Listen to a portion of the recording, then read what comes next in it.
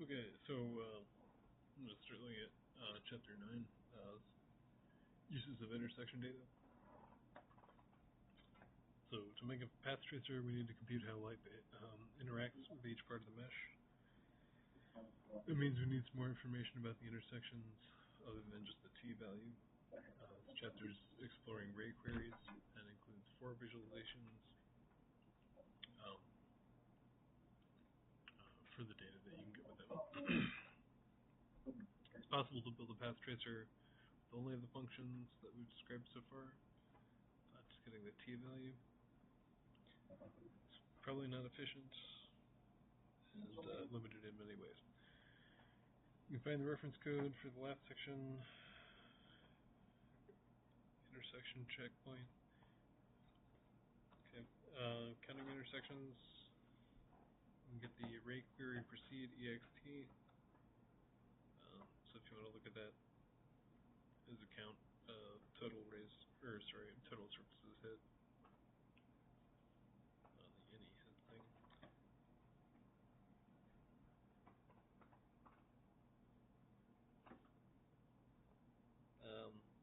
Yeah, the ray flags include the opaque flag. We're going to take the closest intersection.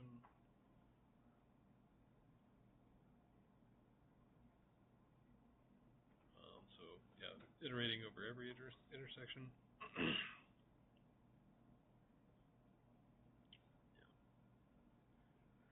You'd override the instance setting by taking the ray flags no opaque ext ray flag.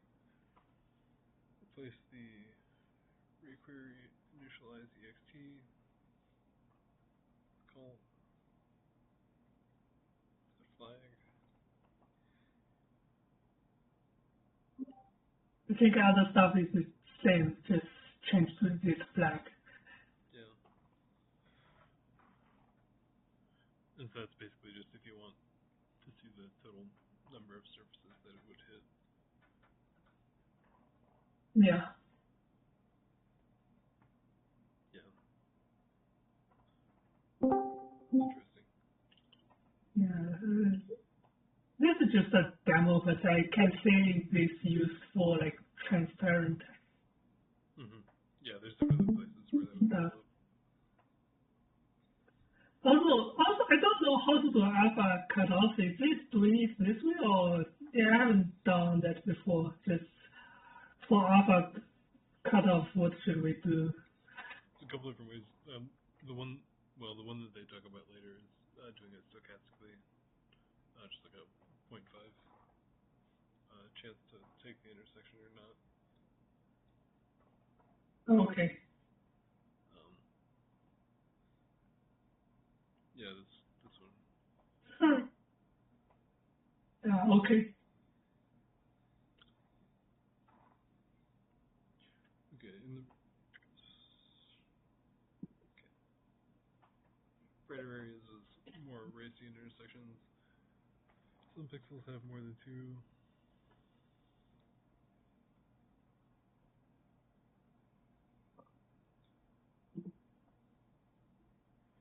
Doesn't guarantee that it runs only once per intersection.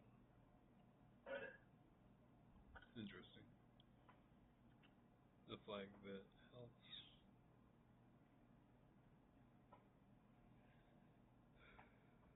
And that happens, yeah, during the BLAS build. Okay. And if you do build it that way, then you get that. Okay. Body of the ray query proceed ext while loop can be used to implement things like any hit pieces of code the GP runs any intersection along the ramp. For instance, imagine someone wants to make parts of the ramp triangle opaque and others invisible. They could use the ray query confirm intersection ext to accept any intersection where the triangle is opaque. This body can also be used with AABB instances to report intersections with non-triangle mesh geometry.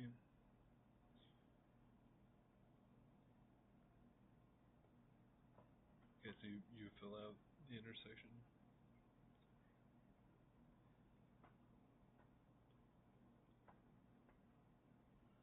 Or non-opaque meshes can be quite slow. We have to iterate through scenes where we have a lot of overlapping objects. This can be expensive. So we're undoing the change to the flag. Going back to this. Iteration through the thing the same way. Then getting the ray query intersection.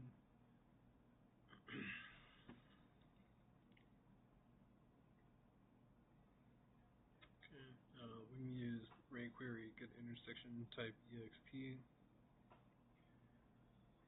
determine what kind of object. Function takes a ray query, whether returned committed or candidate intersection, since we won't use the interior. This will always be true. Returns a uint, tells us if it intersects with nothing, a triangle, or a generated object.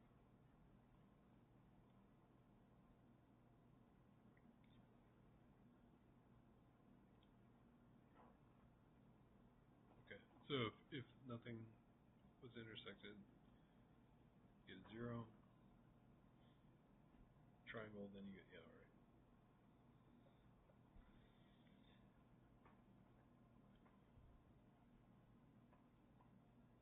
Use this to determine if the ray intersected the scene.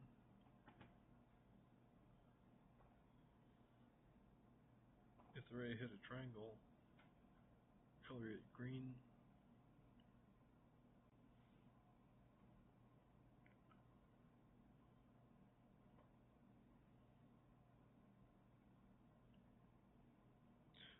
Yes, I'm not exactly sure how this is generated.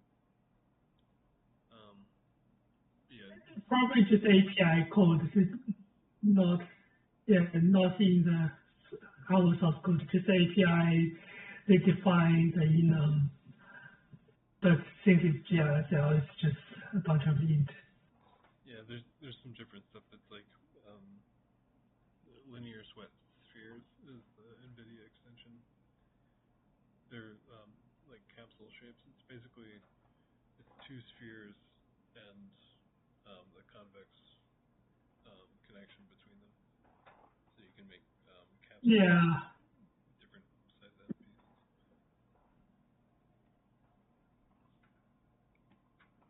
I guess that's a cheap thing to ray trace against. You can use it for hair and things like that.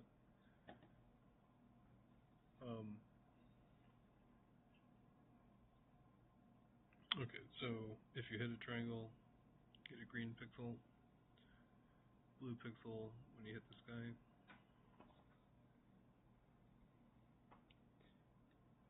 Triangle indices, we want to check the index of the primitive that you hit.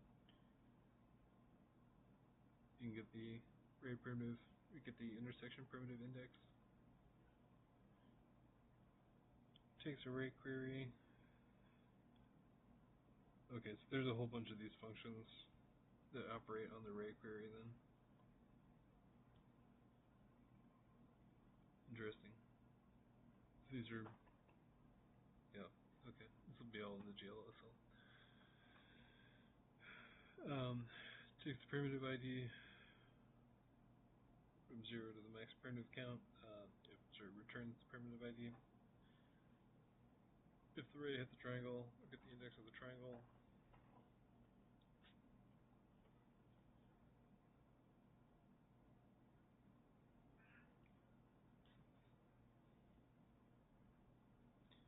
Okay. This is probably useful for some kind of vertex pooling where you just manually access vertex data. Right. Yeah, Is this available in the traversal? Like when you're doing this stuff? Can you do it in the while loop? To do like a texture read or something? Or is that not how that works? I don't know, but maybe later they will see. Yeah, yeah, it's probably later. Yeah, so it's just looking at primitive ID for now. Yeah, barycentric coordinates. You can get that from the barycentric coordinates ext. Yeah, it is interesting. There's a whole bunch of these functions.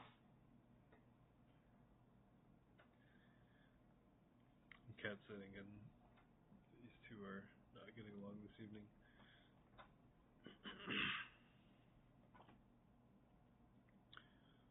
It kind of makes sense that API provide all those functions since the acceleration structure is already in the API, so it's kind of opaque, and we can't implement those ourselves. So yeah. Right, with all hardware features, yeah. Fixed function. Yeah, so getting the barycentrics, you get a two-dimensional, and you can solve for the third coordinate. So you get your barycentric visualization. Yeah, that's cool. So you can do texture mapping easily.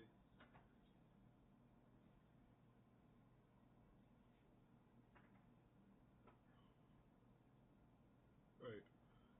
So you've got primitive index is enough to get per primitive data, and then barycentrics lets do mapping on the triangle. And continue on chapter 10. Sure, yeah. Yeah.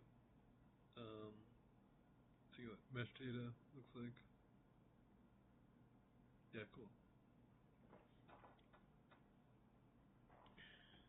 Modifying the code to support mesh data for triangle intersections. Look up triangle vertices and then use them to compute the triangle normals. Much like how we added a descriptor for the buffer, we're adding storage buffer descriptors for the vertex and index buffers.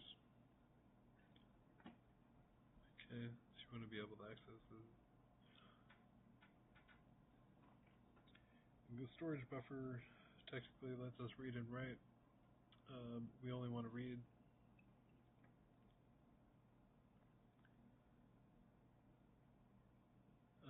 Yeah, you have to rebuild the acceleration structure if you want to be able to have those writes be significant.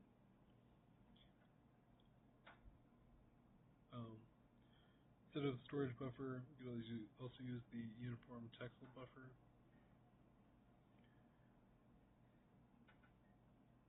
Storage texel buffer acts like a storage buffer, but uses an API like reading and writing images. Unfortunately, using a uniform wouldn't make as much sense because you're limited to a 64K. Yeah, and it's too small for larger meshes.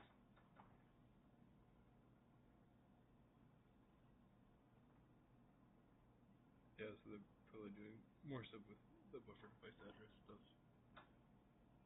using push constants. Yeah. Two new storage buffer bindings is just storage buffers.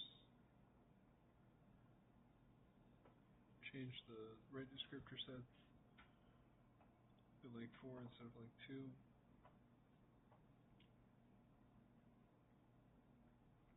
Adding the vertex and index buffers.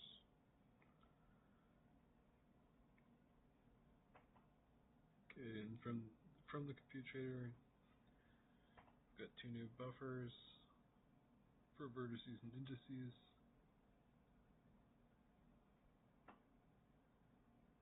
Define the layouts.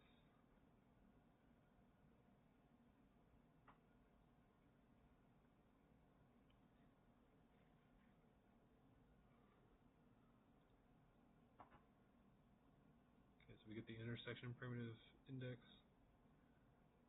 Tells us which triangle it is. Triangle used, indices 3 times primitive ID, 3 times primitive ID plus 1, and 3 times primitive ID plus 2. Okay, so we can get that from the indices array.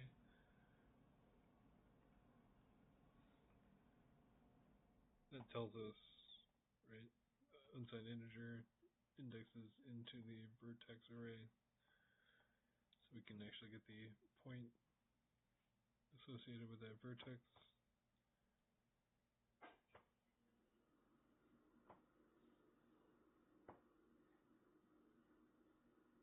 Okay, so if we want to just look at the first point associated with each of the triangles, right, basically just rounding down. It's uniform across the entire primitive, then see the same color across each.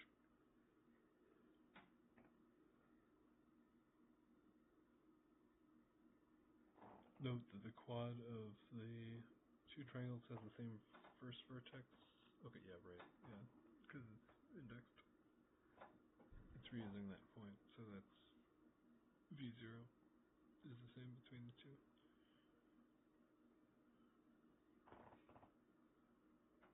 Cool. Yeah. Getting intersection positions. We can also compute the location of the intersection in object space. We can do that using the barycentrics also. Get the intersection primitive, get the indices, get the vertices, use the barycentrics to compute object space intersection, just interpolating. Yeah, and then just visualize that. So you can get position real easily based on that. Just interpolate based on the barycentrics. World space and object space meshes specify locations in their own coordinate space. It's object space. Camera traces rays in world space. Replace meshes in world space by specifying the translation, rotation, scale, and skew using the object world matrix. So this is the instance.transform. In the main section of this tutorial, all meshes use the identity transform matrix. So world space and object space are the same. However, if we wanted to, we could transform points from object space to world space using the 3x4 matrix. And there's another function to do that.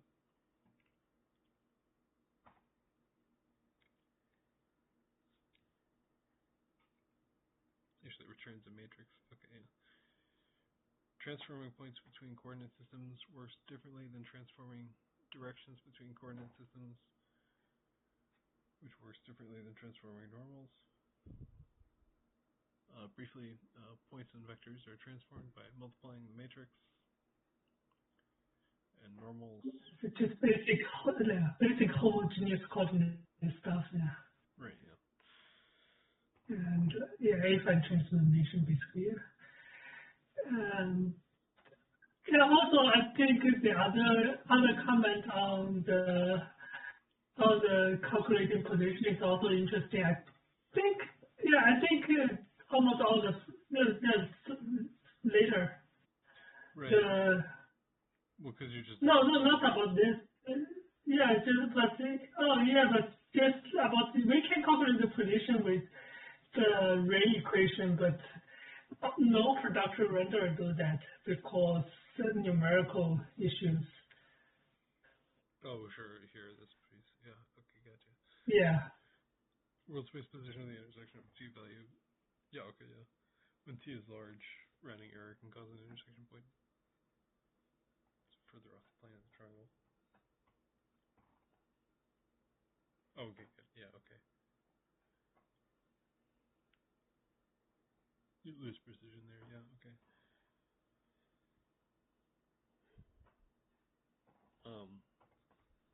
Triangle normal. So we need to solve for the normal. Do the cross product. Do that with the same vertex values from before. calculate the edges and take the cross product.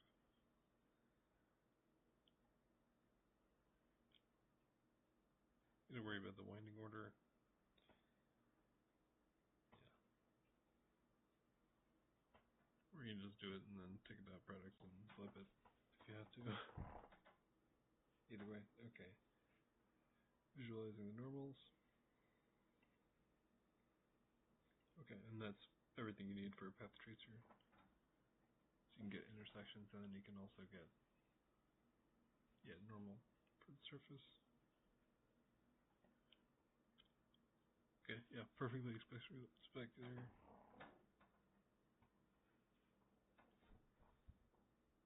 Path tracer for mirror surfaces.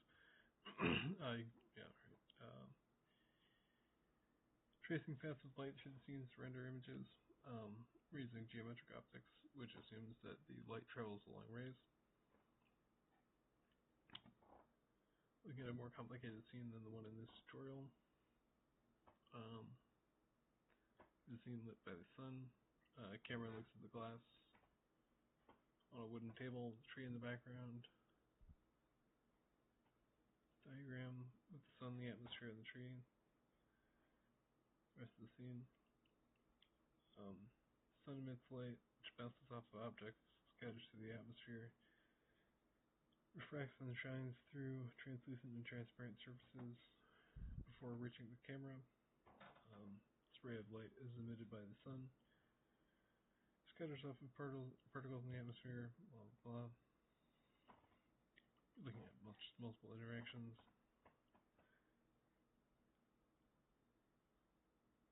We're describing the path that light travels through the scene. And we can do those a whole bunch of times to resolve the image. Basic loop. For each pixel, start with the camera ray, intersect with the scene, intersect.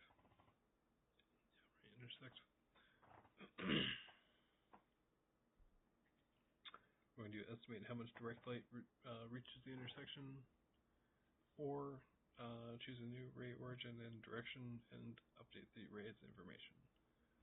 So, bouncing randomly through the scene.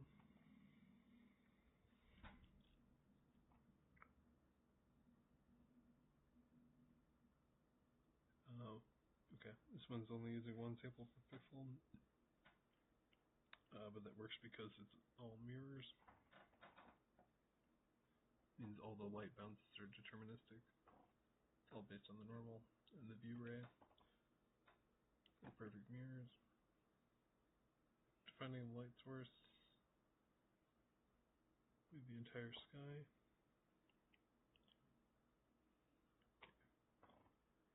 Path tracing forwards and backwards. Tutorials. Path tracer will only trace rays from the camera. Bidirectional does both ways. Spectral is pretty cool.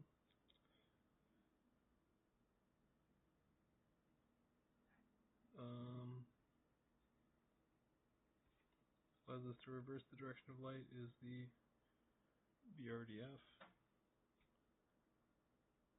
Defines the function, defines the material without subsurface scattering. It takes two directions. It tells how much light is transmitted. Rendering equation. Use a cosine term. They're not all symmetric. Right. Yeah. For more, read Beecher's thesis. Okay, so we've got skylighting. And they're just taking the color if you're going up and not otherwise. Okay, intersection.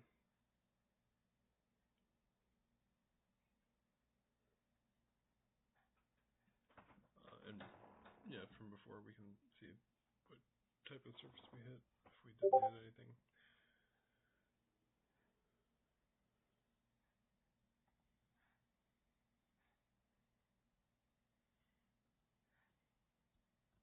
Yeah, just a fancy name for the property of BRDF. Right, yeah, definitely, yeah.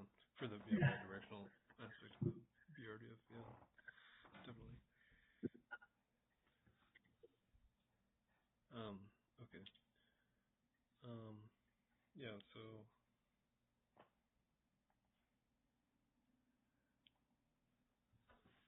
yeah, just light for this guy. If we're escaping to this guy there. Okay, tracing the path for the path tracer.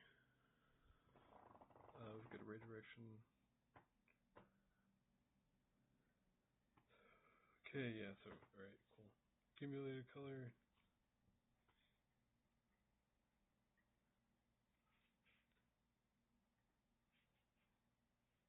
Right, and that's just doing the path tracing loop. Yeah, we're not gonna need 31 bounces to resolve something that's a perfect mirror like this.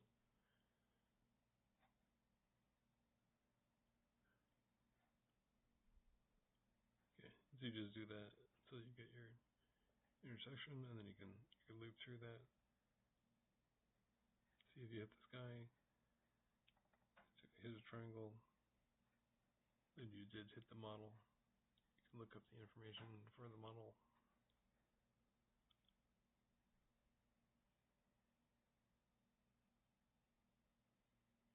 Okay, and then yeah, right. Attenuation by the surface color. Then reflection. Yep.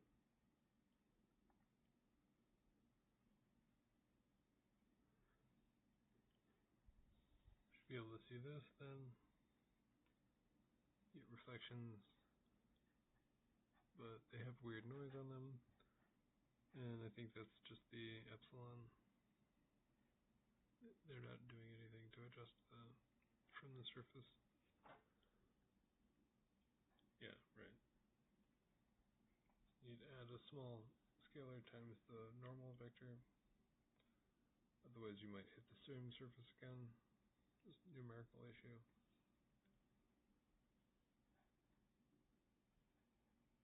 You gotta make sure that you're not hitting, and then you get mirror reflections.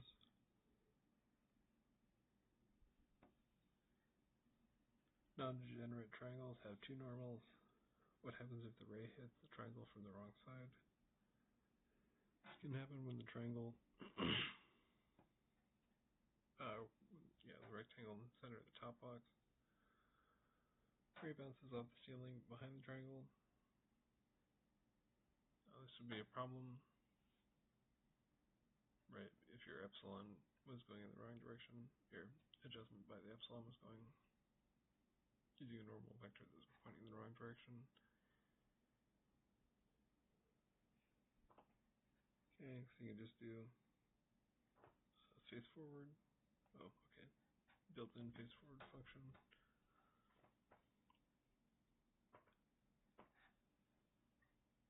Interesting. Okay. So it does the inversion for you.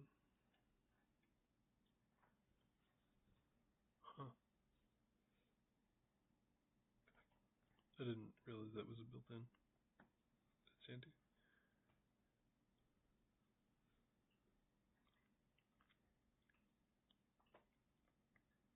Yeah, dot product of two vectors. Yeah, and you just do the inversion. Yeah, so you have path tracer that renders reflective surfaces with the sky. It's Hall of Mirrors. Very cool.